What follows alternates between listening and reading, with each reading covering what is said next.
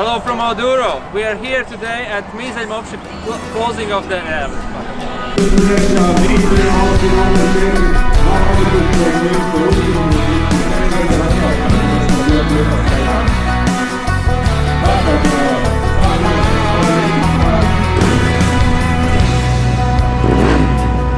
Kāpēc mēs brīvdienās neizvēlamies mierīgu izbraucienu pa Grantenu? Kaut kādā veidā vienmēr nonākam purvā līdz ceļiem ar 200 kg moci.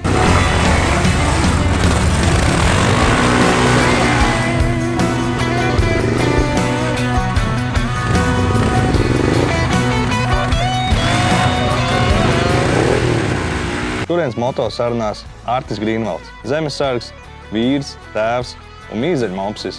Artis ir daļa no moto klubiņa, ko sauc Mīzeļu Mopši. Entuziastu kompānija, kas ar adventure močiem regulāri pārbauda fizikas likumus Latvijas purvos un Gruzijas kalnos. Katru izbraucienu iesāk ar frāzi šoreiz 100% pa mierīgo, bet šī epizode nav tikai par močiem. Tā ir par vīriešu iekšējo konfliktu starp komfortu un izaicinājumu, par to, kas notiek, kad dzīve kļūst pārāk ērta, par izaicinājumiem, risku, atbildību un vajadzību sevi pārbaudīt. Ko nozīmē Mīzeļu Mopsis? Un vai šoreiz būs 100% pa mierīgo? Mani sauc Rihards, un šīs ir Auduro moto sarunas.